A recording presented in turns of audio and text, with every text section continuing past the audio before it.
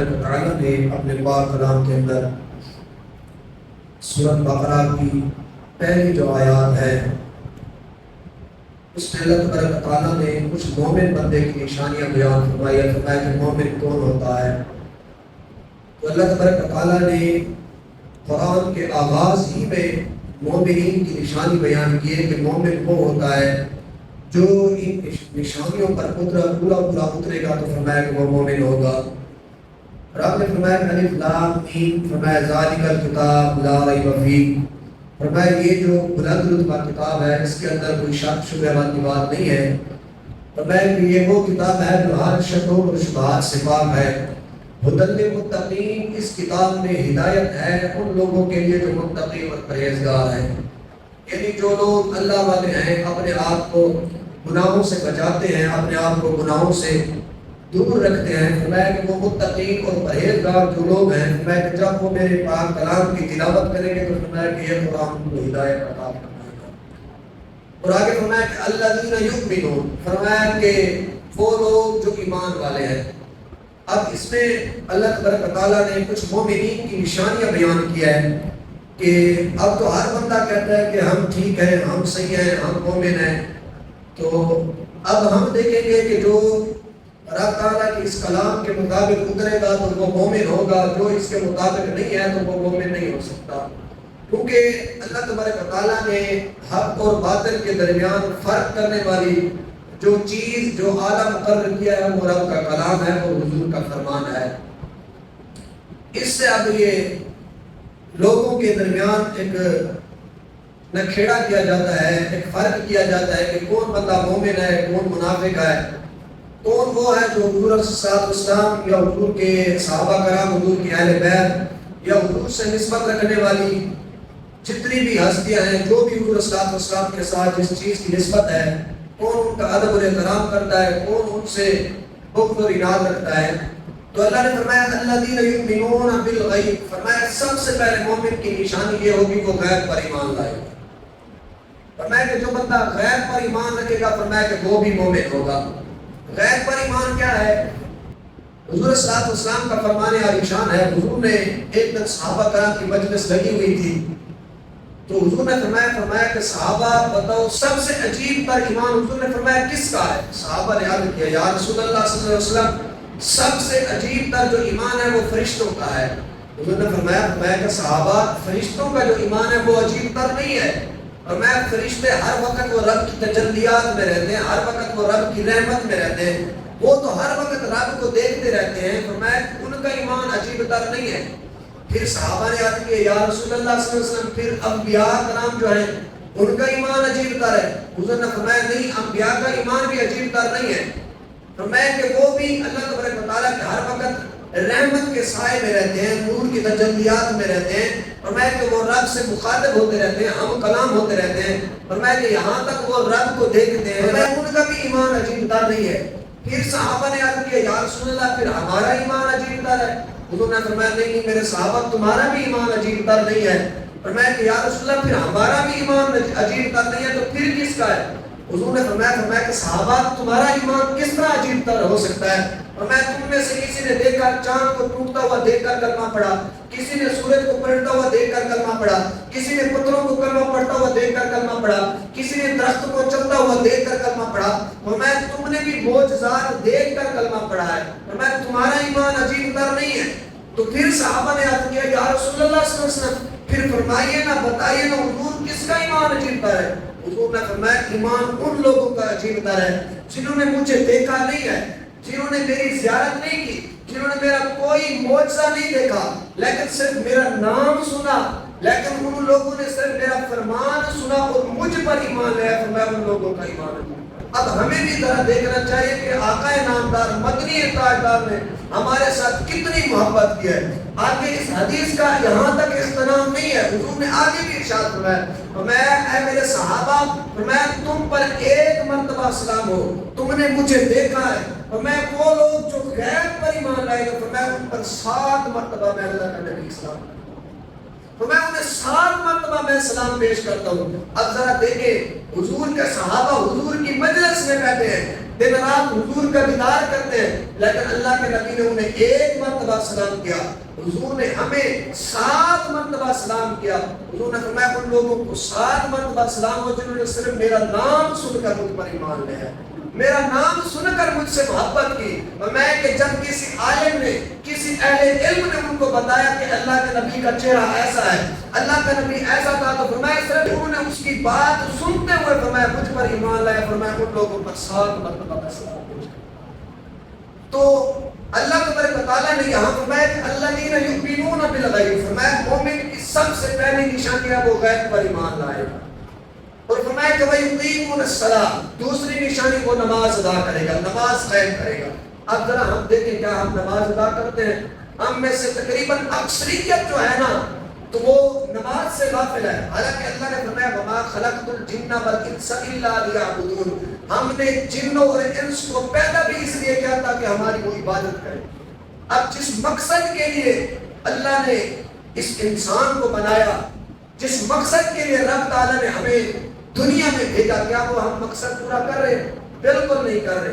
क्या रब ताला हमसे सवाल नहीं करेगा कि मैंने जब आपको भेजा भी इस वजह से था कि ताकि मेरी इबादत की जाए, तुमने मेरी इबादत को छोड़कर तुमने कौन कौन से काम किए? हमें जरा देखना चाहिए, परखना चाहिए। हम जिस मकसद के लिए यहाँ आए हैं सबसे पहले हमें वो मकसद पूरा करना चाहिए। मैं मकसद के हवाले से एक बात करता हूँ। ये मेरे पास मोबाइल है, जब सबसे पहले ये मोबाइल बने थे तो सिर्फ कॉल इनसे आती थी, ये बंदा सिर्फ कॉल सुनता था और कोई काम इनसे नहीं होता।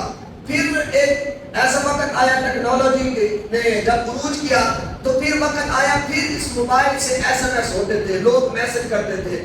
फिर वक्त चेंज हुआ तो फिर इसी मोबाइल से जो है ना वो तस्वीरें अपलोड होती थी, लोग एक दूसरे को तस्वीरें सेंड करते। फिर वक्त आया फिर वीडियोस का सिलसिला शुरू हुआ। फिर वक्त आया लोग एक दूसरे को दूर दराज बैठकर देखने लगे।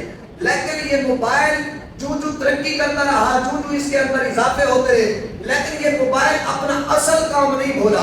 आप जो मर्जी काम करते रहे, जब भी कॉल आएगी सबसे पहले मोबाइल आपको कॉल सुनाएगा, वो सारे काम बंद कर देगा। मोबाइल को पता है कि मैं जिस मकसद के लिए बनाया गया था सबसे पहले वो वही काम करता है। आप कोई मर्जी काम कर रहे हो, लेकिन सबसे पहले मोबाइल अपनी वो असलियत दिखाता है जिस मकसद के लिए बनाया गया था।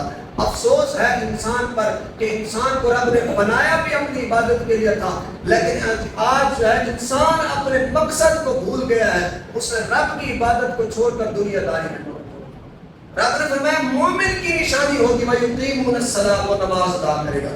आगे क्या फरमाया? अल्लज़ीना युमिनूना बिल गैब व युकीमुन अस्सलाह व मिम्मा रज़क़नाहुम युनफ़िक़ून, फरमाया मोमिन की ये भी निशानी होगी वो रब के दिए हुए रिज़्क में से लोगों पर खर्च करेगा। तो यहाँ रब ने सबसे पहले बयान फरमाया रज़क़नाहुम, रब के दिए हुए रिज़्क में से। अगर रब रज़क़ना का सीगा बाल गिर आता, लेकिन रब का बताना यहाँ मकसूद ये है कि ये जो रिज़्क तुम खा रहे हो ये तुम्हारा नहीं है, ये मेरा दिया हुआ रिज़्क है।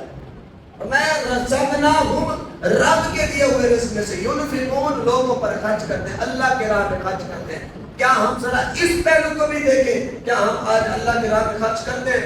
नहीं करते। अगर जो करते भी हैं ना वो सिर्फ दिखावे के लिए करते हैं ताकि लोगों के अंदर हमारा नाम हो जाए, ताकि लोग हमारी इज्जत करें, हमारी शोहरत के झंडे लगे। मैंने कई मर्तबा इस हदीस को सुनाया तो हुज़ूर सल्लल्लाहु अलैहि वसल्लम ने फरमाया रब की बारगाह में एक सखी आएगा, रब फरमाएगा फरिश्तों इसको घसीट कर जहन्नम में दाखिल करो। वो रब की बारगाह में अर्ज़ करेगा मौला मैंने तो खैरात की थी, तेरे राह में खर्च किया था।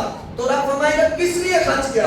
वो कहेगा कि या अल्लाह मैंने सिर्फ दुनिया पाने के लिए खर्च किया था। रब फरमाएगा जा तुमने दुनिया पाने के लिए सारा काम किया, तुमने दुनिया में हमें इज्जत दे दी थी, अब क़यामत में तुम्हारा कोई हिस्सा नहीं है। रब फरमाएगा फरिश्तों इसको घसीट कर जहन्नम में दाखिल करो। ये खर्च तो करता था अल्लाह की राह में, लेकिन सिर्फ दुनियादारी के लिए, दुनिया के दिखावे के लिए करता था, अल्लाह उसके रसूल के लिए, रज़ा के लिए नहीं करता था।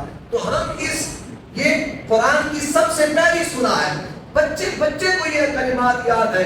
सूरह बकरा के पहले जो अल्फाज हैं बच्चे को आते हैं, हर बंदे को आते हैं, लेकिन कभी हमने परखा नहीं, कभी देखा नहीं कि ये कुरान हमें कहता क्या।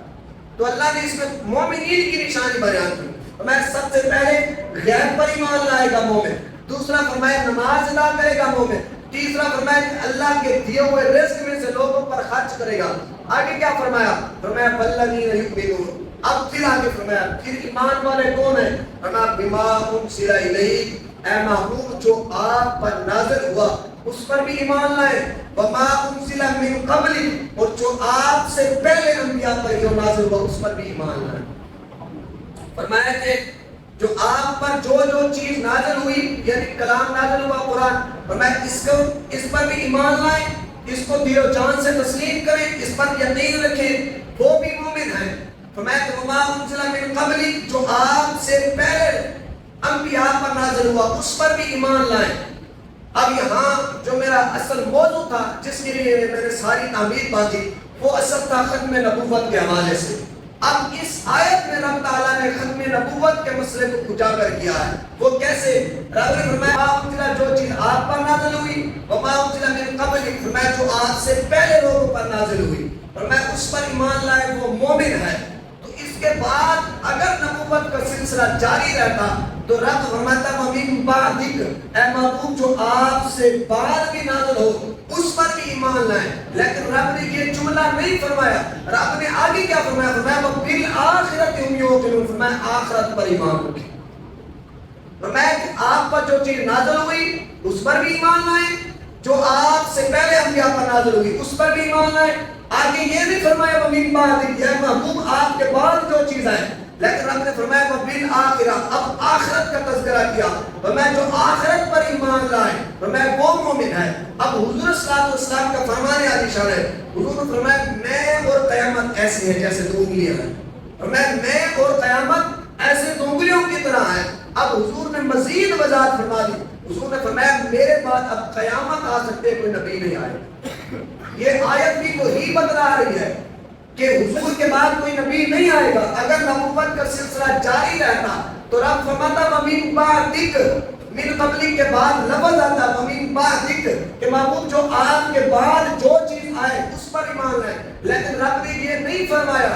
رب نے کیا فرمایا وبالآخرہ، فرمایا اب آخرت پر یقین ہو، آپ پر ایمان لائیں، آپ کے پہلے لوگوں پر بھی ایمان لائیں، اب آخرت پر ایمان لائیں. تو اس آیت نے وضاحت کر دی، اجاگر کر دیا اس مسئلے کو کہ اب حضور کے بعد کوئی نبی نہیں آ سکتا.